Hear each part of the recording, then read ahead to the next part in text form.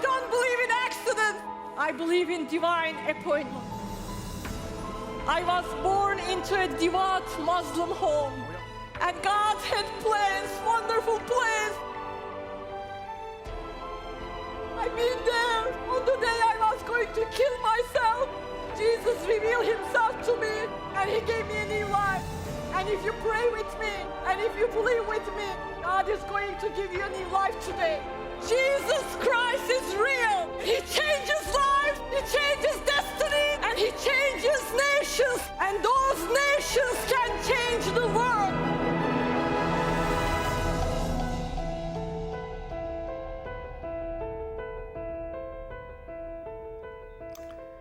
Hi dear friends, I just welcome you to Embracing New Life. In the last programs we were talking about abuse, we were talking about intense abuse and how we can live after an abuse that we go through, especially if the abuse happened in our childhood. Many of you are writing to me. I'm receiving a lot of letters, emails, and messages from Facebook. You guys are opening up your hearts to me about the abuse that you've been through in your childhood, and some of you are still going through very intense abuse. And you are asking me, is there any hope for me? Because you feel hopeless. When someone is victimized, they feel like there's no end to this, and how I can live my life after this.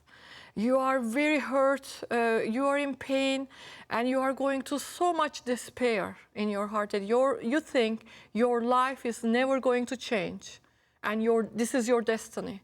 But I have a news for you, that there is hope in Jesus Christ. There is healing in Jesus Christ. And I am not going to just say this to comfort you, because I have someone with me today can tell you that what I am saying is true.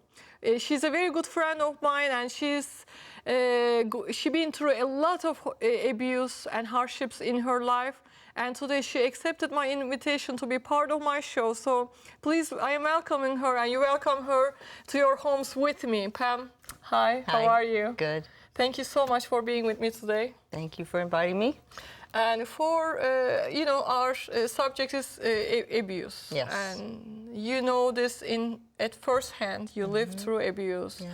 But before we go through any of that, I just want you to share your background with us. Where are you coming from? What type of family makeup, how did you grow up? Well, I grew up, my dad was in the Coast Guard, and my mom was a stay-at-home mom until I was about 9 years old. And I had an older sister and a younger brother, and we traveled a lot. I was born in Alaska, and we lived in Boston.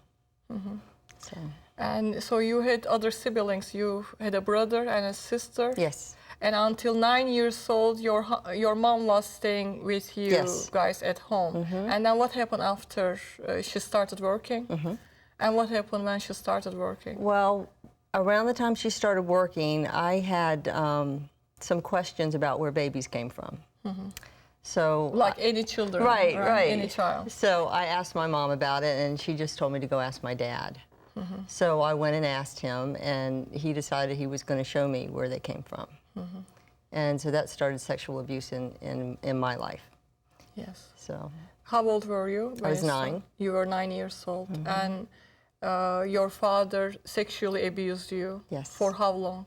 For 4.5 years. For 4.5 years. And did he do the same thing to your siblings? Yes. I don't know to what extent he did with them, but with me, he was raping me every day. This was a rape by your own biological father? Yes. And did your mother know about this? No. How were you as a 9-year-old?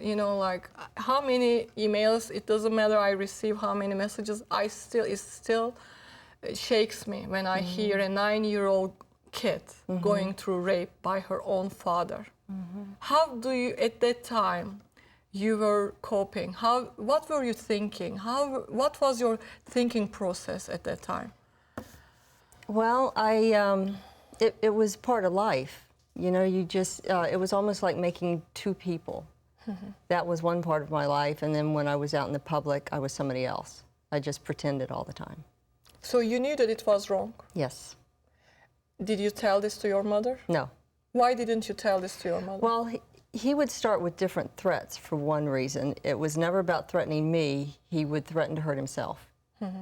And I didn't want him to hurt himself, or I'm not even sure what the feelings were at the time, why I just knew that I wasn't supposed to tell her. That for one, I knew that I shouldn't have asked him. I felt like I asked him, and so I brought it on myself. So you care for your father, for him hurting himself or bringing any hurt to the family. Yes. You took the responsibility at 9 years old to hide this as a secret in your heart. And you didn't even know how to deal with this. Right. And when did your mother hear about this abuse? Well, I had a neighbor that was kind of a nosy neighbor. And she kept asking me questions because she could hear screams coming from the house.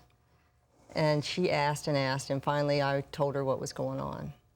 And so she called the police, and he was arrested the next day. So you told her that your father was raping you and your sister. Did you know your sister? I knew about my sister eventually because she came to me and said, "Dad, is he doing something to you?" And I said, "Yes." And she said, "I'm going to make him stop." And so then I realized it was happening to her. And it didn't make him stop. He just told me we had to be more careful. So it was never all of us together. It was always all of us separate. And I didn't find out about my brother until he was grown. So he did the same thing to your brother? Yes. He sexually abused him or raped him as well? And what happened to your brother? My brother became an alcoholic, and then he ended up killing himself. So he committed suicide. When you were a kid, I know this is, and I want to thank you because not so many people can come forward and share something very difficult for them to share. But this is not the only dark side of life. There's a part that you are going to share with us also, how God brought healing, right, restoration, and deliverance. And He's using you today to set other people free that been through the same kind of abuse or different type of abuse. So what happened after this? They find out about your father, and police came and arrested him. And you never seen saw your father after. I did have to go see him one time at court. They wanted to try to do a plea bargain so he wouldn't be dishonorably discharged from the Coast Guard. So if I said it was okay that they didn't send him to jail, they sent him to a mental institution instead. And so they had me go see him one more time. In the courtroom? Yeah, it was like a room to the side. Yes. And how old were you? Almost 14.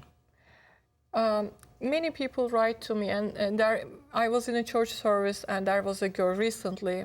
She told me that she was sexually abused by her own biological father. And she told me that she forgave him, but she couldn't forgive herself because she felt that she was guilty because of what had happened. I hear with a lot of victims that going through this type of abuse, they take the blame on themselves somehow. Did this happen to you as well? It did. I felt like I had brought it on myself, and why? Did he say anything like that? He would say things subtly that you didn't realize he was manipulating because I was still young, but he was manipulating. He would say things like, you know, if you haven't told anybody, so I know that you like this. And he told me that he was making me, I was going to be a great wife for somebody. He was going to make me a great wife. So this was what I was supposed to go through. But I was aware that what he was doing was wrong. And I did take it. I think I took a lot of blame on myself. And I know from firsthand that you are one of the most healthiest and happiest people I have ever known in my life. Thank you. And this is why I invited you, because there's, you know, when something happens to a child and when you hear it from firsthand, you really expect people to be a mess. You've been through that mess also. I was a mess, right. Of course. So, I mean, this is reality, but then the supernatural power of God comes, and there's transformation, and that's real, because you couldn't be who you are today. Right. That I know. So I want you to share what happened after your father was away and abuse didn't continue, but still, Right. still you were carrying that on you. Well, I wanted, at that point, I realized, I knew that I wasn't pure. He had me convinced I was, but then after I went to a doctor, I realized I wasn't. And I wanted somebody to love me, and that was the only thing I knew how to get love from. That's what I associated with love, was using my body. Yes. So I started to just go after different guys and try to get somebody to love me, and ended up, I just felt very bad about myself. You've been used and abused. Yeah, because there's a lot of guys out there that will say, sure. Yes, absolutely. And then they walk away from you after a while because they think you're just not worth anything. And that's all that does, is reinforce what you already think. Yes. That you're not worth very much. I know exactly what you're talking about, because I didn't have father's love, and I look father's love in relationships and sleeping with men. And I know that this is speaking to a lot of people today, that they have that void in their hearts as women, and they are being abused, raped, belittled, beaten up. And the first person tells them, you are beautiful. Right. First person tells them, I love you, I care for you. Even though maybe some part in their brain that knows that it's not true, they want to believe that, don't they? They do.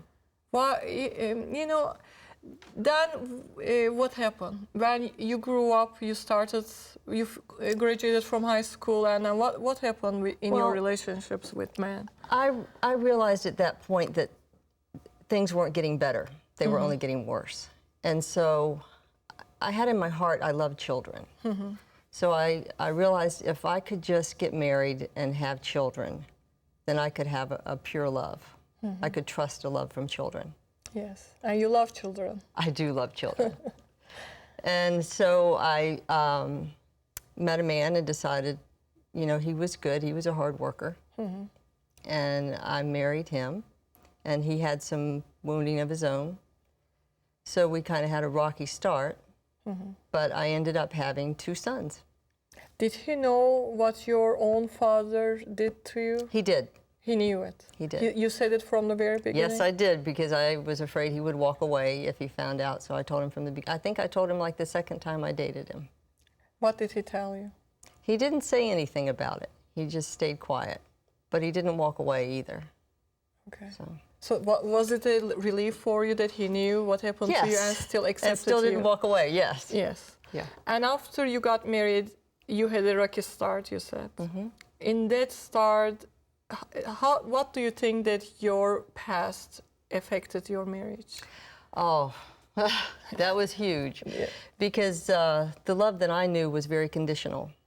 So I just assumed his love would be conditional as well, that he was really after what he saw and wasn't really interested in what was inside me. Yes. Which was fine with me at first, because I just wanted children. So I was kind of interested in what I saw and not really worried about what was inside of him either. But it makes for 2 angry people. Yes. So did you have a lot of fights? Yes. How was he treating you as a man? Any different than your father, or any different than other men that you have dated in the past? He expected a lot of physical stuff, and that was difficult for me. Okay. Because of what I had grown up with. But I knew it was what was necessary to be a wife, and so I almost looked at him like he would be he was 10 years older than me. Okay. So it was almost like a father figure, I think. I think I was comfortable there because it's what I knew. Exactly. So I was used to it. It wasn't like I was real unhappy. You were unhappy? No, I think it's what I was used to. Yes. I think that the sadness and unhappiness inside is what I was used to. So, but I was going to have the children, so that's what I wanted. So you had the children, and having children, did it make any difference? Yes. Okay. Yes, it did. Yes, of course. Because I wanted to be a mom, so I focused on my children. I had lost 2 before I had the 2 that I had. And it was important to me to be there and to be a mom, and I had that love from them. But then as time went on, I started to realize there was still a yearning in my heart for love. Like there was something missing inside, and there was still a heaviness from my past that bothered me. How do you describe your emotional state? Even you're a mother, but this thing happened to you in your past. And in your marriage, first of all, you don't know what to expect, right? You don't know, because you have one standard put in front of you by your own father, and which is far from the truth, or far from the design. And so how did you feel emotionally in the marriage, being a mother? Was it enough for you? Did it change your pain from your past? No. No. No. I tried to make it change. Yes. But it didn't really work. It was all still there. Yes. So, I tried to do everything I could think of. I tried to just make my husband really happy, tried to make my kids very happy. I tried to make them my life instead of having my own life. And it just slowly, I could feel it was getting heavier and heavier, and sadness was coming in, and then you'd have anger burst and not really know where. It was like taking a beach ball, Yes. trying to push it down, it just kept popping back up again. I want people to understand, when you go through something like this in life, and then of course you are running life on a broken leg. So there's some part of you is bleeding. And whether you are ignoring it, many people say, if I ignore it and I just go forward, which there's no going forward, because they are still very much tied up to their past. There are a lot of issues, don't you agree? Anger, unforgiveness, shame, bitterness. Yes. Yeah, tell us about all these things that sitting inside of you. Well, it's almost like they're on hold waiting to come out. And one thing can remind you, you can get angry at something your child's done and have such a strong reaction that shouldn't be there because it's just the child. But this powerful reaction comes out and it's tied from something in the past. Did you know that? No. You didn't know that, right? No. You know, this is a dangerous part of abuse, because then we think that abuse is over, everything is over. So we can start new, but something in us is also maybe subconscious. We know that there are things unsettled. Yes. We haven't had a closure. We didn't have the healing. We didn't have the transformation. This is still there. Right. Even abuse happened how many years ago, 10, 20 years ago, but still part of your life. Yes. Until you face it. You have the awareness why your life is not going to the right direction because of that very thing that happened to you. Right. It can be one time rape, 5 times, 5 years. Yep. In your case, doesn't matter. It doesn't matter. Once it happens, it needs to be faced. Yes. So when did you face that? When did you say, or I need help? Did you say that, or how did that happen? Well, I got a call from my family and found out that my brother had killed himself. Okay. And that's when it happened. I realized that, oh no, I might be spiraling downhill like he is. And so I asked my husband about going for counseling, and he's get over it, it's in your past. So I talked to my hairdresser, and she was a believer, and she put her hands on my shoulder, and I could feel love. Wow. And I wanted that, because it was real love, it wasn't conditional love. I wasn't doing anything for her. She was just doing for me by just loving me. And so her and another lady prayed with me to receive Jesus. Wow. And that made a huge difference. That made a huge difference. That made a huge difference, but tell me, did it solve everything? No. How did, okay. No. Tell us how did this happen? Because I want them to know that there's a way.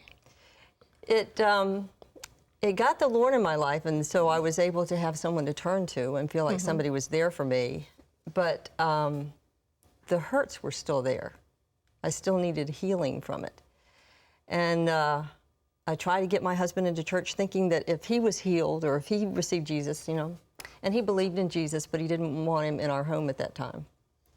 And so I decided I would find a godly man.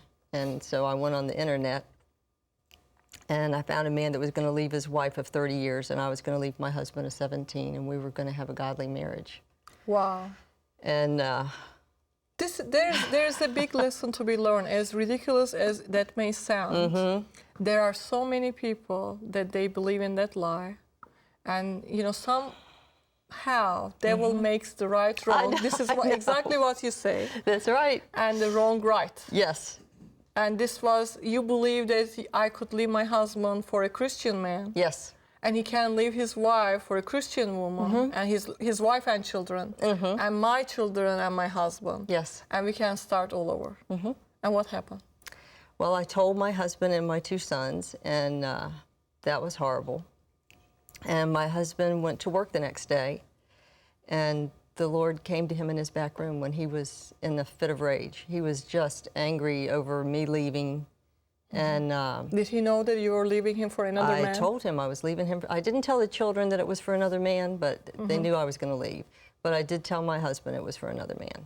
So as much as you love children, it came to a point that it was unbearable for you to be in that house with your husband, for you to leave. As much as, I mean, I can only imagine how heart-wrecking it must be for you, loving that much. Your all purpose, almost like you think that you're healing, your escape, your way out to have children. Now you had children, obviously it helped you a certain extent, but it didn't help you because you were about to walk out on them. Right. You start shutting things down, almost like as a child when I had to go through the rape. I started to shut how I felt down to where I could even walk out on my own children. I even didn't have concern for my animals. I was taking care of, I had a dog, I was taking care of her too, but I didn't care anymore. And that I knew in my heart that was not who I am. Wow. But I didn't know what to do about it. That's why I thought, well, maybe if I leave, I can. But see, when you block the bad, you block love out too. And then what happened to you on the day you were about to leave or after? Well, when this happened, when the Lord came to him, he came home and told me about it. And he was a lot of things, but he wasn't a liar. So I told him, I'm glad you found the Lord because you're going to need him. Because I'm leaving? Yes, because I'm leaving. I had made my decision. My heart was very hard. And so I didn't want to just walk out on my children because I loved them so much. But I wanted him to throw me out. And so I said every hurtful, mean thing I could think of, and normally he would throw me out. And he smiled at me and said, well, if you want to come back, the door's open. Wow. Right, that's what I said, wow. So you knew that something happened to him. I knew something happened. And so at that point, and it had only been a day, I thought, well, I better stay. I asked somebody that I knew and said, you know, what happens when somebody says that God works in them? And he says, if God works in them, you'll know. So I decided I was going to stay, but I was still struggling. You know, I knew how to fake happiness. I'd always done that. So my husband didn't know that I was struggling. And it went about 3 weeks. And he called me one day and said, you know, the Lord's told me to tell you something. He said that you're struggling in your spirit, that he's sending the love and you're blocking it. Where were you in this 3 weeks? I was in the kitchen at this point. But the 3 weeks, I was just struggling the whole time. I knew I was staying. I hated my husband, but I knew God had done something in him, so I wanted that. But it hadn't changed anything in me yet. That's right. So he said that I was struggling in my spirit, that he was sending the love, I was blocking it, and that all love flows through him. Wow. And so I knew that God was reaching to me through my husband. Wow. So I told him right there, look, Lord, I hate him, but I want you more than I want me. Wow. And the minute I said it, everything lifted. I mean, everything lifted. My husband came home and I felt love for him. So there had been love in there somewhere. Yes. And I didn't have pain from my child. I can talk about it and it doesn't hurt me. Wow. I know that it was It there. hurts me probably Yeah, I more know. than it hurts you. But everything changed from that day on. We both completely turned around. Pam, we have only 3 minutes left, and I want you to tell people that been through the same thing, or maybe they are going through the same thing. What would you tell them if they are in your shoes right now? I would tell them that Jesus is the only way. Wow. He's the only way to come out of this. And that if you reach to him, I honestly believe he's reaching today for those people, men and women. Yes. Because there's a lot of abuse out there. Yes. And I honestly believe he's reaching towards them, and if they will reach back and just lay down, and sometimes that takes forgiving. But if you don't forgive, then you're taking the poison and wanting the other person to die. Yes. So you have to let them go and let the Lord take care of that, and then he takes care of you. Amen. And I mean, I just love it. You're not saying it from an outsider. You're, just looking at it and saying, Jesus will take care of everything. No. No. You live this. I did. And he changed you. Yes. What do you do today? Because God is now using what happened to you in your past to help other people. Today, my husband and I do deliverance and inner healing. Yes, ministry. Yes. And I am very grateful for that ministry because I met you through your counseling. Yes. And I benefited much from your ministry, and I want to thank you today for who you are in Christ and what God had done in your life. I want to thank him. Yes. Yes. You heard Pam's story, and you heard how God healed her, transformed her, and changed her life. And he can do the same thing for you today. And if you are in the middle of nowhere, I always say that because sometimes when people are abused, I've been there, I know Pam been there too. We feel like we are in the middle of nowhere. Nobody knows our names. Nobody knows our pains. But let me tell you, God knows your address. He knows your name. He knows your pain. And every tear that comes from your eyes, he knows the count of that. You are so important to him. Jesus came and died on the cross for you, for that rape, for that abuse, for all kinds of trials and tribulations you are going through. And now I want to invite you to invite Jesus with a prayer into your heart and go and seek him. Don't give up. There's a better life. There's a better destiny. There's a free life for you, waiting for you, only in Christ Jesus. I love you so much, friends, and I am praying for you, but know that Jesus Christ loves you more than I love you, because he died on the cross for you. His love is unconditional. His healing is unconditional. His plans for you are amazing and miraculous. Give your heart to him today. Until next time, God bless you. Be free.